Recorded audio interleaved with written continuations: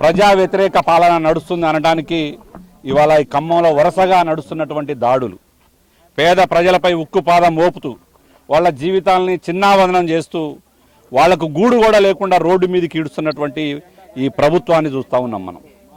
నిన్నగాక మొన్న మనం మరవన సంఘటన ఏదైతే ఉందో వెలుగుమట్ల భూదాన్ పేదలని దాదాపు 740 మంది పేదలని గుడిసెల్ని కూలగొట్టి ఆ పాపం ఒడిగట్టుకున్నటువంటి ప్రభుత్వం వెంటనే మళ్ళొక కొత్త తెర లేపింది.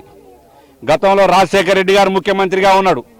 మీ కాంగ్రెస్ ప్రభుత్వంలోనే ఖమ్మం నగరంలో ఉన్నటువంటి పేదలందరినీ గుర్తించి ఇల్లు లేని వారిని, పని చేసుకునేటువంటి వాళ్ళని, ఇళ్లలో పనులు చేసుకునేటువంటి వాళ్ళని, హోటల్లో పని చేసుకునేటువంటి వాళ్ళని, మంగళ దుకాణాల్లో పని చేసుకునేటువంటి వాళ్ళని, పెయింటర్స్ని ఇలా అన్ని రకాలుగా ఆనాడు ఫ్లాట్లు లేని వాళ్ళు అప్లికేషన్ పెట్టుకుంటే మీరే కదా సర్వే చేసి వాళ్ళకి 3000 పట్టాలు ఇచ్చారు, స్థలాలు కూడా చూపించలేదు.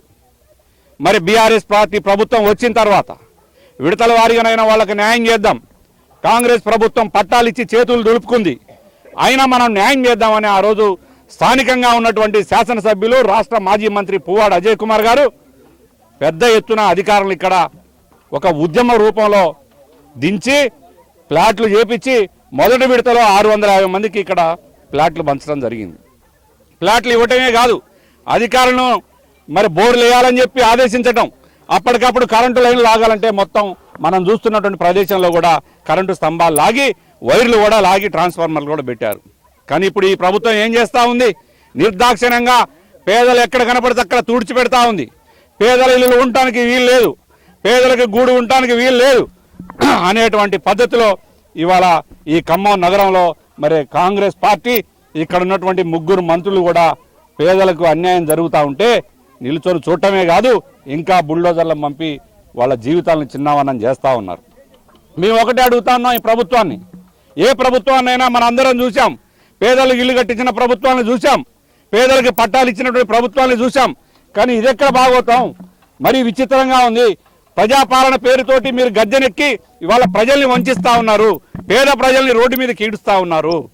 ఇది కరెక్టా? పాపం కొట్టుకొని పోరు మీరు, ఈ పాపాలు తగిలి మీ ప్రభుత్వం తొందరనే కూలబోతా ఉంది.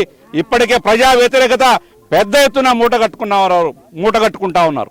ఇవాళ ఏ మూలకు పోయి ఏ పేదవాడి దగ్గర, ఏ రైతు దగ్గర, ఏ ఆటో కార్మికుడి దగ్గర, ఏ నిరుద్యోగి దగ్గర, ఏ మహిళల దగ్గర పోయి మైకు పెట్టినా, వృద్ధుల దగ్గర పోయి మైకు పెట్టినా ఆరిపోసుకుంటా ఉన్నారు మిమ్మల్ని. అయినా సిగ్గు రావట్లే మీకు. ఇంకా ప్రజల్ని నెత్తి మీద కాలేసి పాత్రలు ఒకరికి తొక్కాలే అనే ఉద్దేశంతో పనిచేస్తూ ఉన్నారు మీరు. యూరియాలు గొడవలు అయితేనే ఒక పక్క, ఇవన్నీ కాదన్నట్టు ఇవాళ మళ్ళా ఖమ్మంలో ఇల్లులు కూలగొడతా ఉన్నారు. మేము ఇచ్చినటువంటి పట్టాలు 625 పట్టాలు ఆ రోజు మంత్రిగా పువ్వాడ అజయ్ కుమార్ గారు పట్టాలు ఇస్తూ ఉంటే, ఈ రోజు రెవెన్యూ మంత్రిగా ఉన్నటువంటి పొంగులేటి శ్రీనివాసరెడ్డి గారు ప్రధాన సాక్షి. ఆయన ఎంపీగా ఆయన కూడా డయాస్ మీద ఉండి ఆయన చేతుల నుంచి కూడా వీళ్ళకి పట్టాలు ఇచ్చారు. మరి అది అబద్ధమా? వాళ్ళకి ఇచ్చినటువంటి పట్టాలు దొంగ పట్టాలా? వాళ్ళు నిజమైన లబ్ధిదారులు కాదా అని మేము పొంగులేటి శ్రీనివాసరెడ్డి గారిని కూడా అడుగుతా ఉన్నాం. ఎందుకు ఇంత వివక్ష చూపుతా ఉన్నారు వాళ్ళ మీద? వాళ్ళంతా కూడా నిరుపేదలు. ఇక్కడికి వచ్చి మనం చూస్తూ ఉన్నాం, మీడియా ద్వారా అడుగుతూ ఉంటే ఒక్కొక్కళ్ళు కన్నీటి పార్వంతం అవుతూ ఉన్నారు, కన్నీరు గారుస్తూ ఉన్నారు. కూలి పని చేసుకొని రూపాయి పోగేసుకొని మేము బేస్ మట్టాలు ఇల్లులు కట్టుకుంటే ఇవాళ నిర్దాక్షిణ్యంగా కూలుస్తున్నారని చెప్పి బోర్మని ఏడుస్తూ ఉన్నారు. ఒక బేస్ మట్టం కట్టాలంటే కూడా మరి ఎంత ఖర్చు అవుతుంది అనేది మీకు తెలుసా? వాళ్ళు ఒక్కొక్కరు చెప్తా ఉన్నారు, అయ్యా ఇంట్లో ఉన్నటువంటి తులమపలో బంగారాన్ని కూడా కుదవబెట్టి మేము ఆ రోజు బేస్ మట్టాలు కట్టుకున్నాం. మరి ఆ బేస్ మట్టాలు కూడా చూడండి, నిన్న మొన్న కట్టినటువంటి బేస్ మట్టాలు కావవి, దాదాపు 5-6 సంవత్సరాల క్రితం కట్టినటువంటి బేస్ మట్టాలు. మరి ఇక్కడ వసతులు లేక, తాగడానికి నీళ్లు లేక, రవాణా సౌకర్యం లేక వాళ్ళు కూలి పని చేసుకునేటోళ్ళు కాబట్టి ఇంకా ఇక్కడే ఇల్లు కట్టుకోవడానికి కూడా సౌకర్యం లేక ఆగారు తప్ప, అన్ని సౌకర్యాలు ప్రభుత్వాలు కల్పిస్తే బ్రహ్మాండంగా ఇల్లులు కట్టుకుంటారు. మీరు ఇందిరమ్మ ఇల్లు ఏదో చెప్పారు కదా మేము ఇస్తా ఉన్నామని, ఇంకా బిల్లులు పడని ఇందిరమ్మ ఇల్లులు, మరి వాటిననే శాంక్షన్ చేయండి, కనీసం కట్టుకుంటారు. మీరు అవి ఇవ్వకపోగా ఒక పక్కేమో ఇందిరమ్మ ఇళ్ల పేరుతోటి ఊరూరా ఏగి మీ ఇల్లు ఇచ్చాం, అన్ని ఇల్లు ఇచ్చాం, పేదలకు న్యాయం చేస్తామని చెప్పుకుంటూ ఇవాళ ఇక్కడికి వచ్చేసరికి గూడున్నటువంటి పేదలనే రోడ్డు మీద పడేస్తూ ఉన్నారు. కాబట్టి పువ్వాడ అజయ్ కుమార్ గారు మరి ఖమ్మం నియోజకవర్గానికి 10 సంవత్సరాలు సేవలు అందించి ఎంతోమంది బలహీన వర్గాలు, ఎంతోమంది మనం చూసాం, మీడియా కూడా చూశారు, మీరు కూడా ప్రజలు కూడా చూశారు, గోళ్లపాడు ఛానల్ మీద మరి ఎన్నో సంవత్సరాలుగా మురికి కుప్పంలో ఉన్నటువంటి జనాన్ని అక్కడి నుంచి తరలించి దాదాపు 2-3 వేల మందికి మరి అక్కడి నుంచి లేపి ఈనాడు ఆఫీస్ దగ్గర మంచి విలువైనటువంటి స్థలాలను ఇచ్చి మౌలిక సదుపాయాలు కల్పించినటువంటి చరిత్ర బీఆర్ఎస్ పార్టీది. ఇక్కడ ఉన్నటువంటి మాజీ మంత్రి పువ్వాడ అజయ్ కుమార్ గారిది. కొన్ని వేల మందికి పట్టాలు ఇచ్చాం మేము ఖమ్మం నగరంలో. మీరేం చేస్తా ఉన్నారు? కొన్ని వేల మంది ఇళ్లను కూల్స్తా ఉన్నారు, రోడ్డు మీద పడేస్తా ఉన్నారు. ఇదేనా ప్రజాపాలన అని చెప్పి మేము అడుగుతా ఉన్నాం.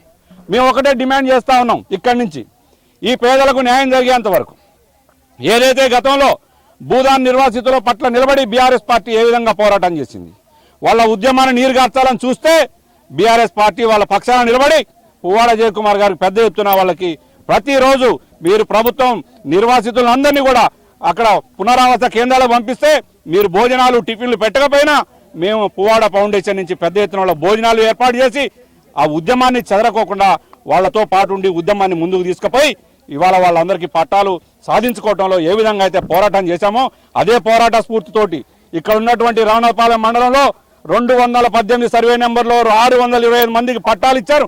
వాళ్ళందరికీ స్థలాలు చూపించేంత వరకు బీఆర్ఎస్ పార్టీ వాళ్ళ పక్షాన పోరాడుతుంది. దాన్ని ఎక్కడ దాకైనా తీసుకెళ్తాం, అవసరమైతే మేము మీ ముఖ్యమంత్రి దాకైనా పోగలుగుతాం తప్ప ఈ పట్టాలు సాధించే దాంట్లో ఎనికి బోయదని చెప్పి ఇక్కడ ఉన్నటువంటి 3 మంత్రులకు ప్రభుత్వాన్ని హెచ్చరిస్తా ఉన్నాం. రాబోయే 2-3 రోజుల్లో మాజీ మంత్రి పువ్వాడ అజయ్ కుమార్ గారి ఆధ్వర్యంలో త్వరలోనే కలెక్టర్ను కలవబోతా ఉన్నాం. కలెక్టర్ను కలిసిన తర్వాత అప్పటికి అధికారులు ఎటువంటి చర్యలు తీసుకోకపోతే ఖచ్చితంగా మా ఉద్యమాన్ని ముందుకు తీసుకుపోతాం పెద్ద ఎత్తున తెలియజేస్తూ జై తెలంగాణ సాధిస్తాం. రావునపాలెం మండలం 218 సర్వే నెంబర్లో పట్ట పమ్మి నాగమనండి నా పేరు. 2018లో ఇచ్చిండ్రు ఈ పట్ట. 2021లో నేను ఇల్లు కట్టుకున్నా. నాకు ఈ ఇల్లు కూలగొట్టింది తెలియదు. ఇల్లు కూలి చూసుకుంటానికి వస్తే కూలగొట్టి ఉంటే బోర్మని ఎంతో బాధ కలిగింది. ఇంటికి 2 లక్షలు పెట్టి కట్టుకున్నా. మీరందరూ ఎవ్వరేమనుకున్నా బాధ లేదు. నాకైతే ఇళ్ళ స్థలం కావాలి నాయన, మాకైతే న్యాయం చేయండి. ఈ ఇంటి కోసం ఎన్ని కష్టాలు పడ్డామో అది మాకే ఎరక. రోజు పనికి పోతా, 15 రోజుల నుంచి పనికి పోకుండా రోజు ఇటే తిరుగుతున్నాం.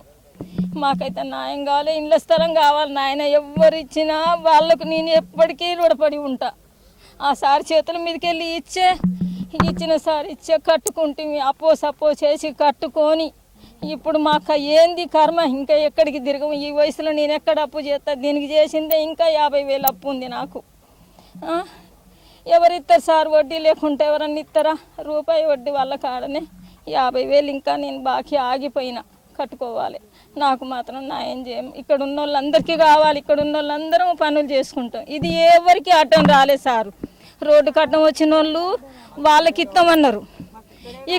ఇక్కడ డౌన్లో ఉన్న వాళ్ళంతవరకు మేము కట్టుకొని ఉంటామని ఆశపడి ఇప్పుడు పనులు చేసిన వాళ్ళు కట్టుకుంటే కూడా కూలగొట్టిండ్రు. ఇది చూసుకున్న కానించి నాకైతే గుండె బరువు అవుతుంది. నేనేమి మాట్లాడలేకపోతున్నా. మీరేమి ఏమన్నా? నా పేరు పమ్మి నాగమణి. కనకదుర్గ అండి.